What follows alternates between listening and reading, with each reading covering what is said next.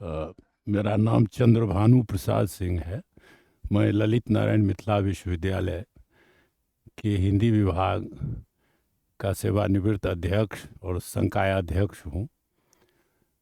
आज जो 2 दिवसीय राष्ट्रीय संगोष्ठी आयोजित है, वह संगोष्ठी नामवर सिंह, श्रीलाल शुक्ल और कृष्णा सोबती पर केंद्रित है और दूसरे दिन अस्मितामूलक विमर्श दलित और स्त्री को केंद्र में रखकर आयोजित है। मेरा सौभाग्य है कि मैं नामवर जी का छात्र रहा हूँ और उनके 2 प्रिय छात्रों का व्याख्यान प्रथम सत्र में हो चुका है और मेरी दृष्टि में वो जितने बड़े आलोचक थे उससे कहीं बड़े शिक्षक थे और उसकी चर्चा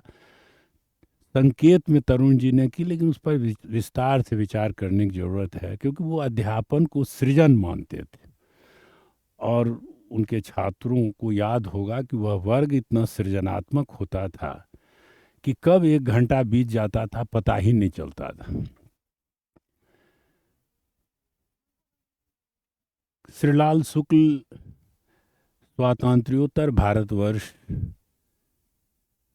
की मूल्यहीनता, राजनैतिक भ्रष्टाचार और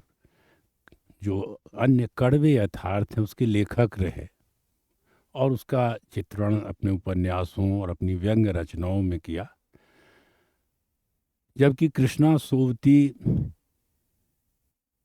निरंतर स्त्री अस्मिता को लेकर लेखन करती रही और उस जमाने में जब स्त्री लेखन इतना बोल्ड नहीं हुआ था, उस दौर में मित्रों, मरजानी और डार से बिछड़ी जैसी रचनाएं उन्होंने प्रस्तुत की और स्त्री विमर्श के अतिरिक्त विभाजन की पीड़ा और तत्कालीन भारतीय समाज की वास्तविकताओं का बड़ा ही अनूठा दस्तावेज अपनी कथाकृतियों के द्वारा प्रस्तुत किया है। बिहार में यह पहला आयोजन हो रहा है और इस हेतु महाविद्यालय परिवार, विशेष रूप से प्रधानाचार्य डॉक्टर ममता रानी ठाकुर जी और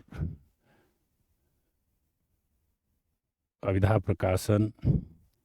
के स्वामी अशोक गुप्त जी और बिहार विश्वविद्यालय के मानविकी संकाय अध्यक्ष प्रोफेसर सतीश कुमार राय जी के संवेद प्रयास की हम सराहना करते हैं और ये इससे बिहार के दूसरे विश्वविद्यालय और महाविद्यालय प्रेरित हों और यह आयोजन का सिलसिला बदस्तूर जारी रहे। धन्यवाद।